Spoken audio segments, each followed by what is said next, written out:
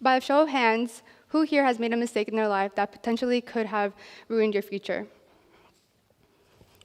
Raise your hands again if you believe you are defined by the bad decisions that you made in your life.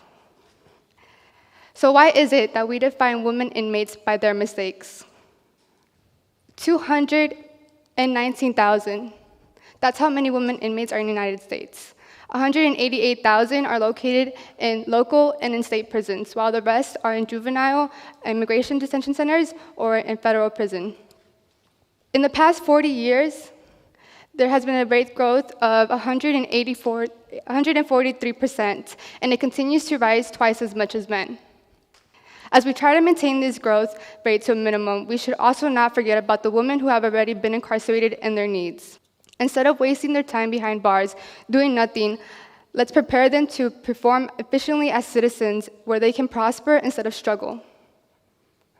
Women products, for example, one of our biggest concerns in general as a woman is our reproductive needs, specifically our menstrual cycle. Some of us endure more severe symptoms of menstruation than others. Imagine having to deal with that in jails and prison, especially because they do not have the access to necessities like tampons and pads. Of course, federal prisons have recently made menstrual products free, but as shown before, that is only 16,000 of 219,000 inmates, which means more than 90% of women are only provided with limited amount of products with poor quality, and are often forced to improvise by using toilet paper or maxi pads as tampons, which can cause severe health risks.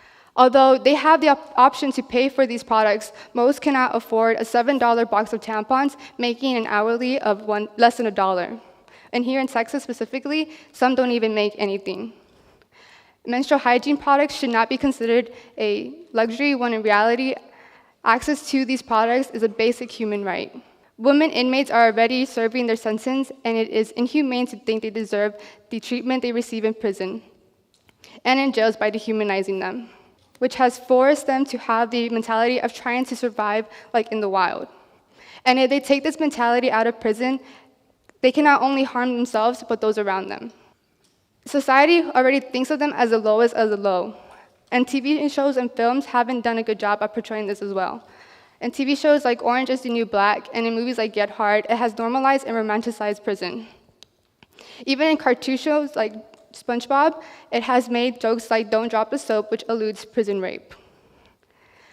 Not only this, this sets children's mindset at a young age to believe that prison isn't a serious topic. This has led many to believe that sexual assault and abuse is an inevitable part of prison life.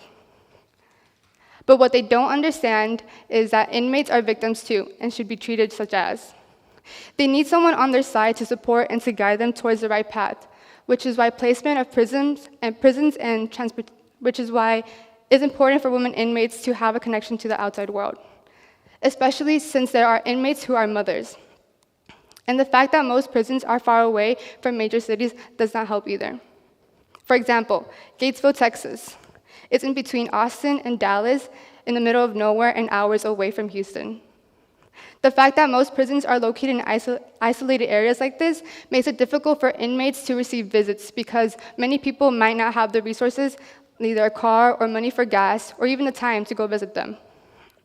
This can be especially difficult for mothers because, in some cases, not being able to hear or know anything about their children for weeks, months, or even years can lead to depression and loss of hope to avoid recidivism. I know this because my biological mother has been in the prison system for 5 years.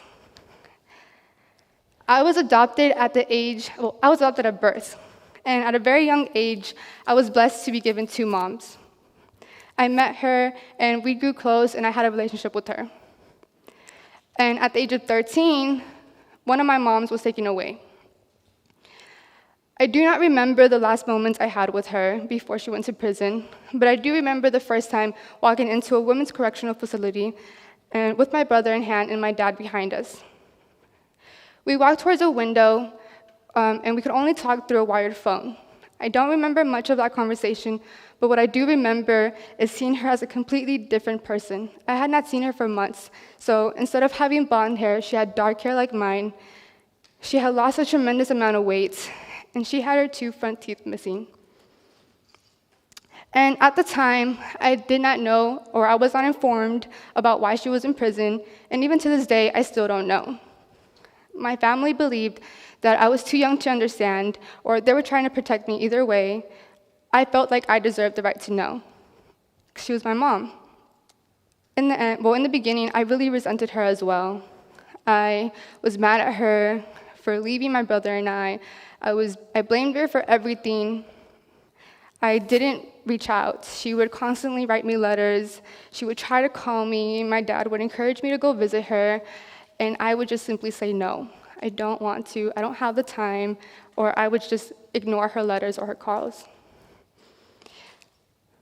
It wasn't until my older brother left that my family finally had the opportunity to go visit her physically. That was a couple years after she got into prison, so when I went, I didn't think much of it. It was a long drive, first of all, and then it was a long wait to get inside. But as soon as I saw her, she gave me the biggest hug, and instantly tears started streaming down my face. I realized that she needed me at that moment because it felt like years and so much time has passed by, and that instead of her being my mother, she was just another person because she wasn't there. I finally accepted her apology. I finally gave in, and I listened to what she had to say to me. She told me everything about her life in prison. She told me how she doesn't have many people and how she needed me. She missed my quinceañera. She's going to miss my graduation. And I don't know how much more time of my life she's going to miss as well. But that's fine because I will continue to be there for her inside of prison and out. For most of you who don't have a personal connection to the prison system, it may not affect your everyday life. But as Fyodor Dostoevsky said, a society should not be judged by the way it treats its outstanding citizens, but the way how it treats its criminals, which makes you think how we should think about our country. And in order to make a change, we need to talk about it first. Also, for those of you who do have a personal connection to the prison system, just know that you're not alone, and not to be ashamed, because here I am talking about my mother, and I am not ashamed of her. If anything, I look up to her. I think she is the strongest woman I know, and I will continue to fight for her. Thank you.